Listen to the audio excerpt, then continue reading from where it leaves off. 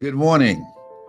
I want to speak to you about God has not given us a spirit of fear, but a spirit of love and of power and a spirit of power and of love and of sound mind.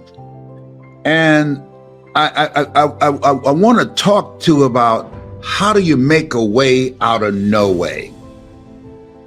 When you have millions of people who are feeling powerless, and many people have lost their jobs. I was reading a guy named Chase, and he lost his job, and he was evicted before the restrictions. He's sleeping in his truck, and then his truck was hit by a hit and run driver, and that limited his ability to go around and to find employment.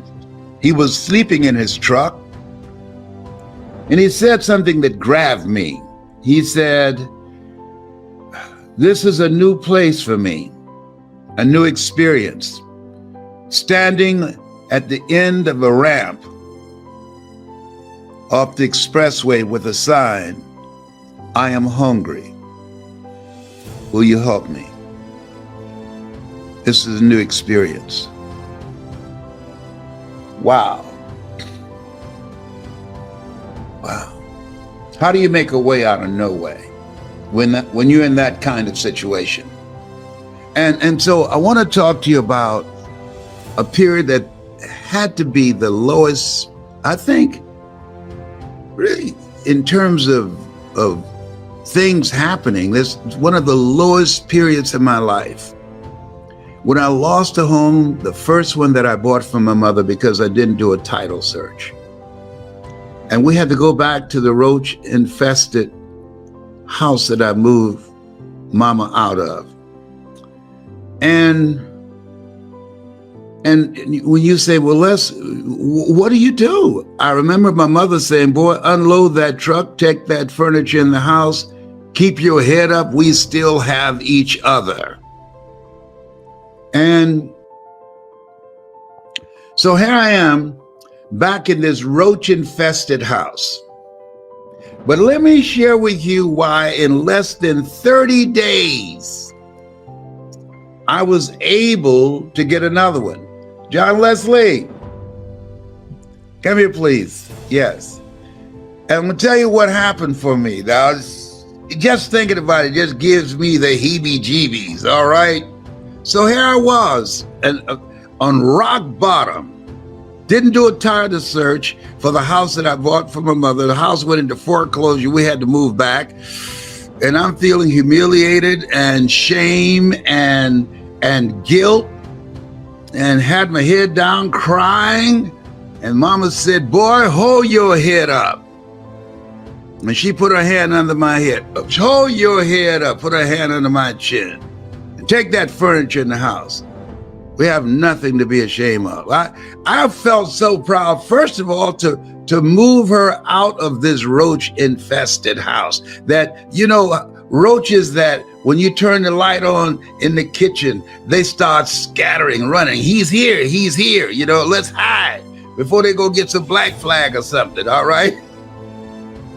And be up all night with my eyes open or one eye closed, hoping that one of them don't come out and bite me and give me rabies. Or I can come up with some ideas and go into action and start working and being relentless. I didn't have time to be in fear. I didn't have time to feel sorry for myself. I didn't have the luxury of being depressed. Oh no, I was determined to get away from those rats who I don't like. Did I tell you I don't like rats? Absolutely. God has not given us a spirit of fear, but of power. I use my power. Use your power to create a new beginning for yourself. Use that. How, Les? A spirit of power and of love. Find something that you love. Do what you love and find a way to get paid for it. So guess what I decided? I couldn't go back to a job because I don't like working for someone else. I'm not mentally fit to work for someone else. I didn't come here to work for someone else. I came here to live my calling. A job is what you get paid for. A calling is what you're made for. I came here to speak, and I was going to find a way to get paid to speak. And I would go to seminars and workshops. I invested in myself. I couldn't afford to do it, but I couldn't afford not to do it. And I'd watch these speakers, and I'd go to their seminars, and I would study them. And I'd say, hey, I can do that too. I read their books. Hey, I got a book in me too. Live your dreams. I know about tough times. And see, they can make you or they can break you. Come on now. Come on, bring it. Come on now. I had to replace fearfulness with being fearless and creative and take the initiative to do something else with my life. See, we all have these tough moments in life. Walt Disney filed bankruptcy 7 times and he had 2 nervous breakdowns. Oh, he was bent, but he wasn't broken. He kept creating. Someone stole his first cartoon that had great promise.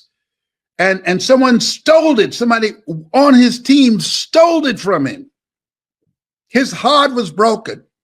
But he didn't stay there, being angry and bitter and talking about it.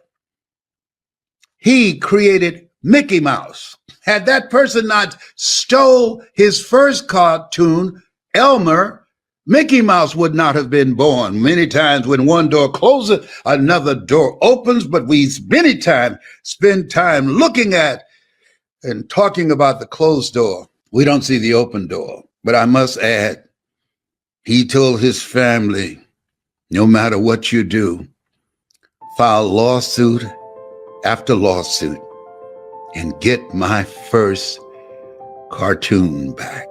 And last year, his family won the lawsuit.